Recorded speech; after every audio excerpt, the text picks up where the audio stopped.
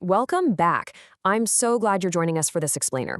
Today, we're stepping way back in time to unpack a brilliant piece of ancient wisdom straight from the Panchatantra.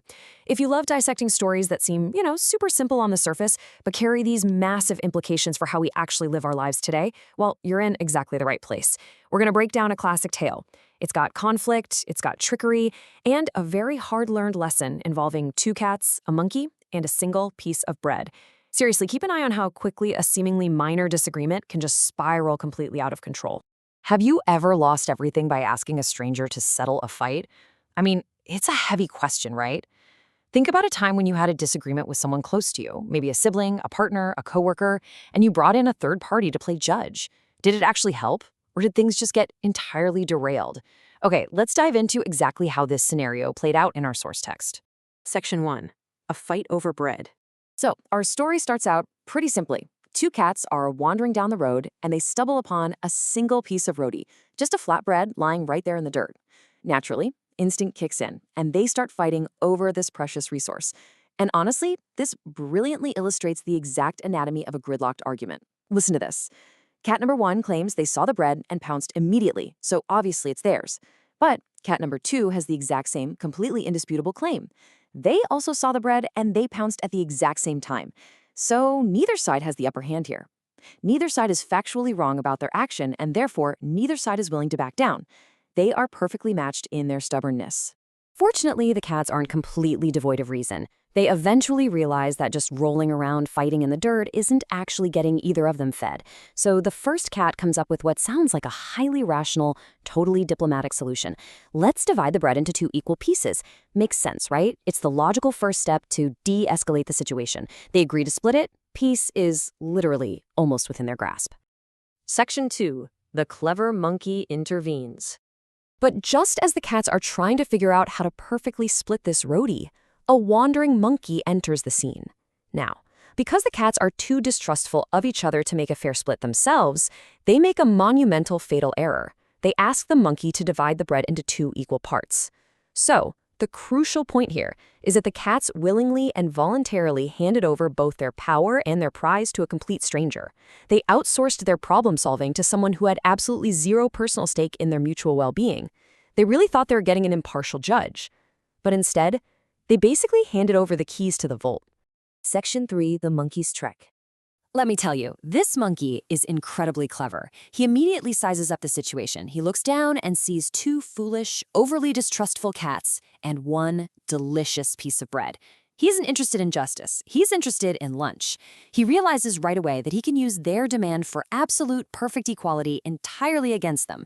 And the absurdity of his fair division process is just fantastic. Okay, so step 1, he breaks the bread into two pieces. But oh no, step 2, he examines them really closely and declares that one piece is slightly bigger than the other. The cats, who are demanding absolute fairness, agree that this is a huge problem. So step 3, the monkey says, "Hey, don't worry, I'll fix it," and takes a massive bite out of the larger piece to even things up. But oops, step 4, now that piece is too small, and the other piece is the big one. So obviously he has to take a bite out of that one, and the cycle repeats. Let's move to the timeline and see how this builds, because watching this disappearing act play out is just wild. It starts uneven, he takes a bite on the left, well now it's uneven the other way, so a bite on the right. Left, right, left, right. The monkey is essentially just eating his way through their entire meal under the guise of performing a public service. And the cats? What are they doing? They're just sitting there, watching, helplessly, completely paralyzed by their own rigid demand for a perfectly mediated, perfectly equal solution. And eventually, this is what they are left with. 0. Yep, by the time the monkey is done equalizing the two pieces of bread, there is literally nothing left. He eats the entire thing, wipes his mouth, and just leaves. The cats, who started with a whole piece of bread and a disagreement, now have no disagreement, sure, but they also have absolutely no food. Section 4. The cost of interference. Okay, let's step back for a second and distill the serious lesson here. Because yes, it's a funny story, but the mechanics of what just happened are actually quite profound when we apply them to real life. Now, what's really interesting about this comparison is the stark contrast between having a problem and adopting the absolute wrong solution. Look at the internal conflict side. The cats are fighting, yes, it's unpleasant, it's super messy, but the bread, the resource, the actual value, remains entirely intact. Now consider the external interference side. They bring in the monkey to act as a judge. The fighting technically stops, but the bread is completely lost. The external solution proved to be infinitely more destructive than the internal problem ever was. Which brings us right to the core moral explicitly stated in the Panchatantra.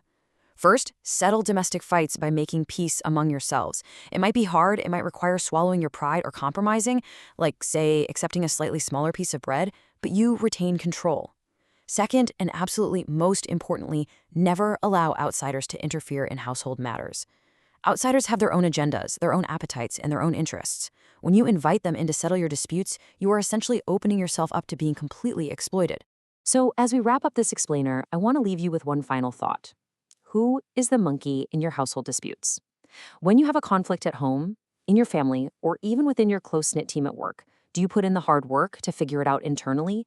Or do you invite in an outsider, someone who might just take a bite out of both sides until there's absolutely nothing left?